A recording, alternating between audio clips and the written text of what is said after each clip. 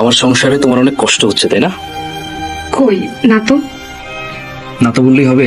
আমি বুঝি না? আমার এই কয় টাকা বেতন দিয়ে পুরো সংসারটা চলছে, আব্বার চিকিৎসা, ওষুধের খরচ, সমস্ত কিছু। তার উপর তোমাকে ভালো কিচ্ছু খাওয়াতে পারি না, না পারি মাছ মাংস ডিম কিচ্ছু খাওয়াতে। সারাটা মাস তুমি আলু ভর্তার কলমি শাক খাচ্ছ। আমি কি তোমাকে কখনো বলেছি আমার কষ্ট হচ্ছে ডাল আলু ভর্তা কলমি শাক খেতে? বলতে হবে, না বললে আমি বুঝতে পারি না। তোমাকে আমি আগেই বলেছিলাম তুমি আমাকে বিয়ে করো না, সেই তুমি বিসিএস ক্যাডার পাত্র রেখে আমাকেই বিয়ে করলে। এখন বলছো আমি তোমার কাছে খুব ভালো আছি, সুখে আছি, শান্তিতে আছি। সেটা দেখতেই পাচ্ছি কতটুকু ভালো আছো। আচ্ছা শোনো না, বেশ তো অনেকদিন হয়ে গেল আমাদের বিয়ে হয়েছে, কিছু শপিং করা দরকার ছিল। আসলে বন্ধু বান্ধব পাড়া প্রতিবেশী নানান রকম কথা বলছে, তাই যদি কিছু টাকা দিতে একটু শপিং করতাম। একদম ঠিক আছে, আমারই ভুল। আমারই উচিত ছিল আমার নতুন বউকে শপিং করিয়ে দেওয়া। আমি একদম ভুলে গেছিলাম। বিশ্বাস করো, আমার স্বাদ আছে, সাধ্য নাই। থাক, না পারলে লাগবে না। কেন লাগবে না? অবশ্যই লাগবে। অনেক দিতে না পারি, অল্প তো দিতে পারি না। থাক, অল্প দিতে হবে না। তুমি একটা কাজ করো, এখন অফিসে চলে যাও। যাও। আরে শোনো শোনো, কি বলি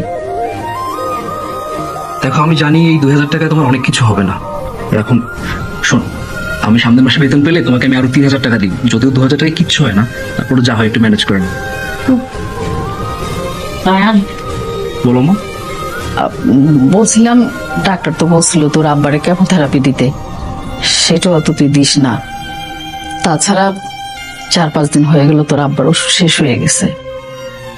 মানুষটা অনেক কষ্ট পাইতেছে, চোখের সামনে এই কষ্টটা আমি দেখতে পারতেছি না।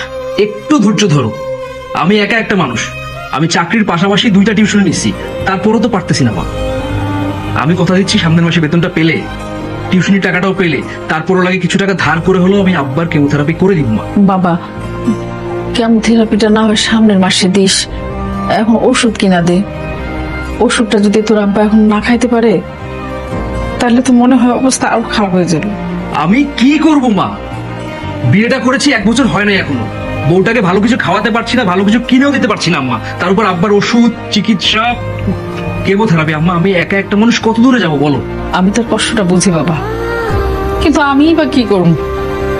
আমি তো নিরুপায়, তুই ছাড়া কেই বা আছে যে বলবো? প্রত্যেকটা মানুষের কাছ থেকে আমি এত বেশি ধার করেছি, কারো কাছে 100 টাকা চাইলেও কেউ ধার দিতে চায় না আম্মা। মা, আপনি আপাতত এই টাকাটা রাখুন। আপনার ছেলের সামনের মাসে বেতন পেলে না হয় আগে আপনার পুরো মাসের ওষুধ কিনে দিবে, তারপর কেমোথেরাপি দিবে, তারপর এটা পরে দেখা যাবে। ধরুন। আরে তুমি এই টাকা কেন দিচ্ছ? এই টাকা তোমাকে আমি শপিং করতে দিলাম না? এই মুহূর্তে আমার শপিং এর থেকে বাবার ওষুধ বেশি জরুরি। মা, আপনি এই টাকাটা নিন প্লিজ। না না, সায়ন তোমাকে খরচ করতে দিচ্ছে, এই টাকাটা তুমি রাখ মা। মা, আমি তো আপনার ছেলের বউ, আপনার তো মেয়ের মতোই। আমার তো আপনাদের প্রতি একটা দায়িত্ব কর্তব্য আছে, আপনি এটা প্লিজ রাখুন।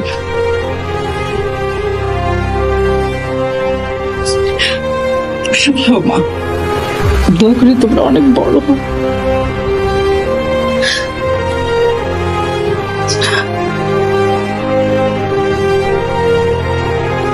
তুমি কেন শুধু শুধু মার সাথে ছেলে করতে গেলে? আজ অফিসে যাও, সাবধানে যেও।